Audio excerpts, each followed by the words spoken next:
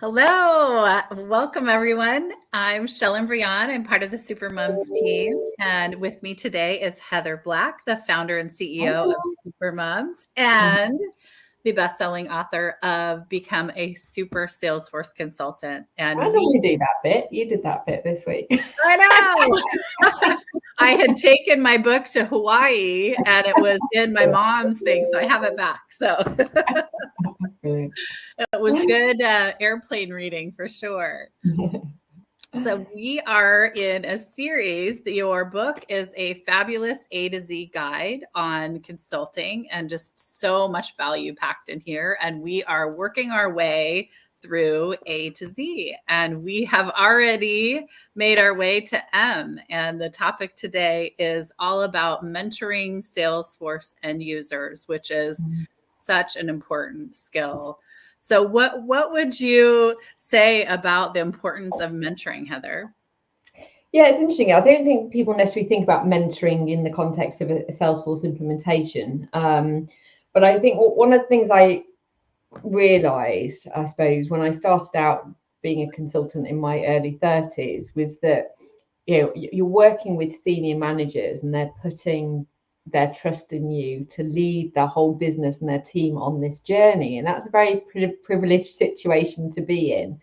And, for them to be asking you questions and for guiding and advising them. And if you were to classify, I suppose, that nature of that relationship with the senior management team that you're guiding through the CRM project in one way, plus also the relationship that you've got then with the end users who are at the front line, effectively you've got to mentor them throughout this process. So many of the skills that you learn in mentoring, and I'm going to add coaching in there as well, because my background was coaching and I found coaching skills very, very important and applicable to this situation.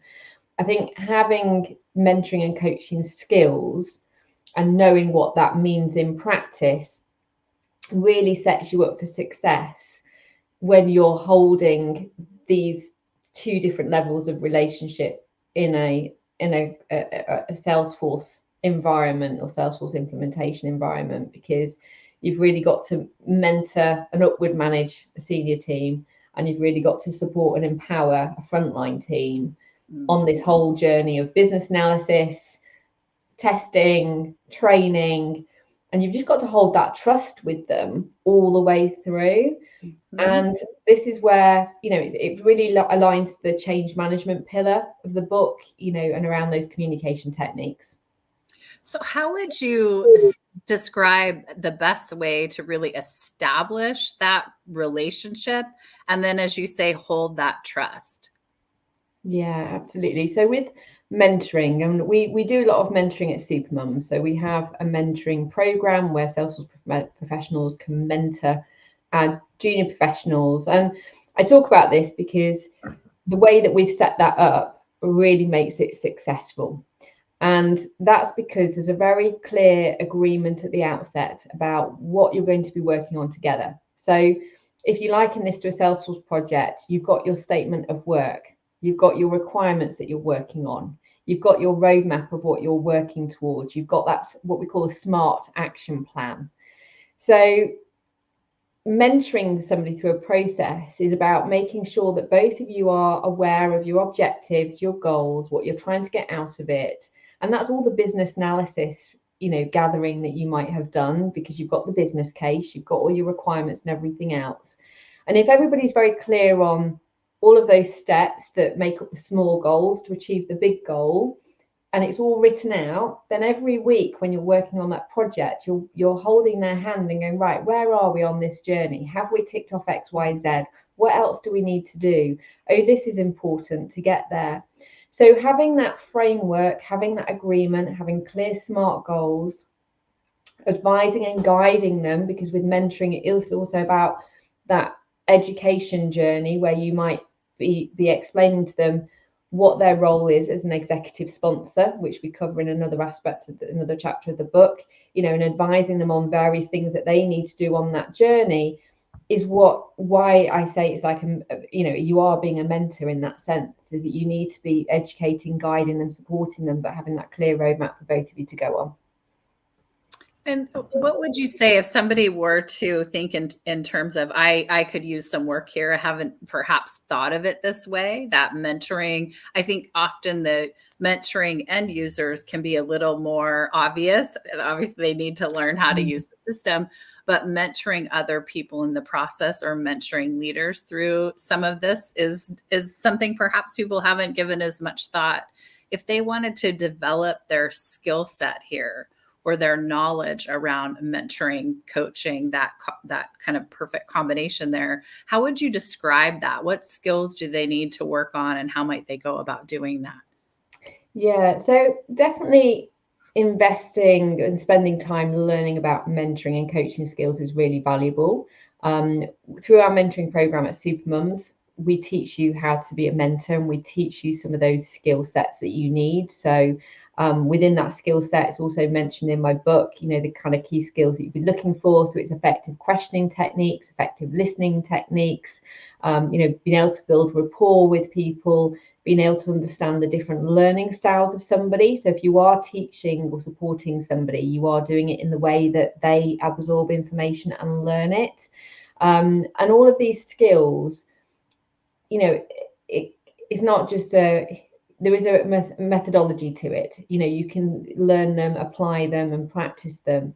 And so you could skill up with Supermums. You could become a mentor. You could go through that process of mentoring somebody who's a trainee on our program, for example, if you wanted to get that hands-on experience.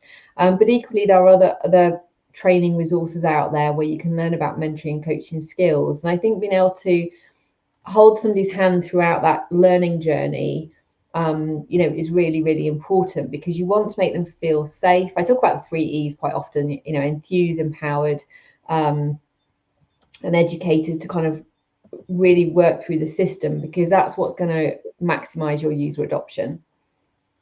And I did include the links if anyone wants to go ahead and get the book, and you can get access to all of, this information. And then there's also a link to the Supermums mentoring program. And what I've noticed is that it's a wonderful way to elevate your profile on LinkedIn, your resume, position yourself for promotion or new opportunities, is kind of making that mentoring a little more obvious and being part of a mentoring program where you have that sort of formalized. So it's a really nice opportunity from a career perspective, and that piece of getting a mentoring. So becoming a Salesforce consultant and someone who's really excellent in that, having that opportunity to be mentored. So would you have any advice for someone perhaps who has ventured into being a consultant, but they don't have as much formalized mentoring in the organization that they're working in?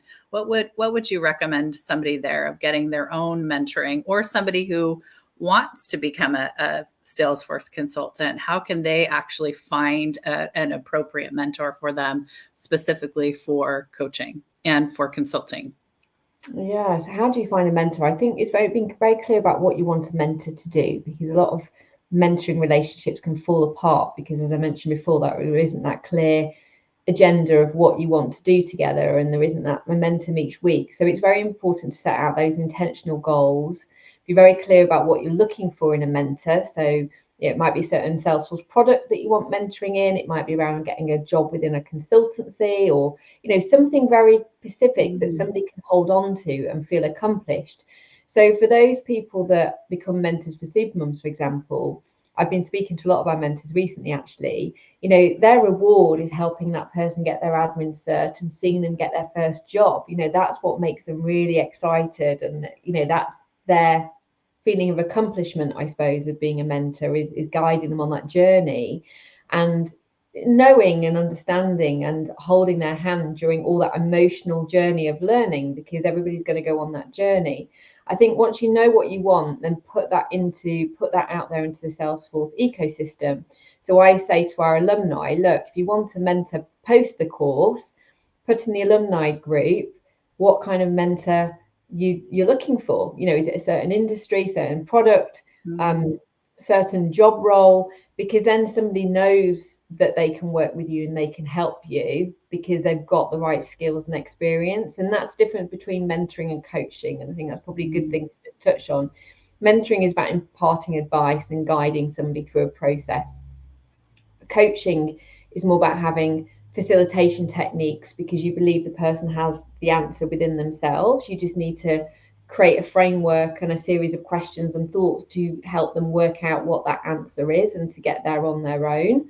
So with a mentor, you are looking for somebody who's going to give you the support and guidance that you need. And that's, you know, the level of relationships you want to go down. So with our mentors, we give them all a certificate in mentoring skills, which kind of validates their skill set and what they've done. We do teaching, teaching around those skill sets. And so it's a great place to start if it's something you're interested in. But equally, as I say, it's something to invest some time in, just understanding and cementing to apply to your projects. That's great insight. And I think for many people, there's that career journey where you're trying to figure out, do I like this role as an individual contributor, or would I enjoy moving more into leadership and having that opportunity? And sometimes when people haven't had that chance to be a boss, be in management, be in leadership, mentoring can be a really good step into that to see if you are someone that gets that passion around watching someone else's success. So it's a great way to explore that yourself, but also to demonstrate that you're someone who can make that pivot from individual into leadership. Absolutely. Yeah. It's really hard to take that step up, isn't it? If you don't have access to that capability. So it's certainly one of the reasons why some people have chosen to be mentors with supermums, because it gives them the opportunity to add that to their CV and get the certificate as well. Absolutely. And I think that role of, sometimes it seems natural to make that progression into leadership that isn't always the best fit, that you can make great money and have a wonderful career and be more of that individual contributor. But if you're someone who loves to develop people, it's hard if you don't blend that into your life. So it's certainly an interesting thing to explore. And one of I first was introduced to Supermoms because of the consultancy program and learning about it and having the opportunity to be mentored directly by you. And that was something that I thought, my goodness, to have that opportunity to have, weeks and weeks of time directly with you within a small cohort was really valuable. So can you maybe take a little, I think in this particular topic, especially learning about the consultancy course could be valuable because there isn't a much better opportunity to walk through the A to Z through consulting and be able to be mentored directly by you. Yeah, it's what I enjoy the most. I love mentoring and seeing people, imparting and sharing my knowledge to help people mind the gap, I suppose, really. So I always have consultancy sessions on a Tuesday just before this session, actually. And it's really an opportunity to get together as a group. We have a whole mix of people who go on the course, from people who have just done their admin cert to people who've been Salesforce professionals for 8-9 years. And they all take away different things from it. They're all looking to formulate, have a more formal way of doing their projects, learning some of those key disciplines. But what I'm bringing very much to the session each week is we learn from each other. And I also share a lot from my working on consultancy projects and best practices and areas of, risk, if you like, and where things can go wrong. But equally, there's people in the group that share their experiences and they go away and do little projects together. And then we come back and share the findings and benchmark that against, things that I've prepared for them. So they're on this learning journey together. And it's lovely because we've had people that now work together because of that, because they found jobs that way, or they've collaborated on projects, or they've helped each other with knowledge sharing, as they've been on this journey. So the cohort's typically around 20, and people are working whilst they're doing it, so they might not always make every session, but everything's recorded, so they can tap into what they want on that journey. But I think, I've always invested a lot in coaching, mentoring, because I like to learn from people to not make the same mistakes, and not fall down the gap. You know, I'm a big believer in actually they've done it before, so I'm going to go and learn what they've done and do it their way and model their behavior, because I can see that it's been successful.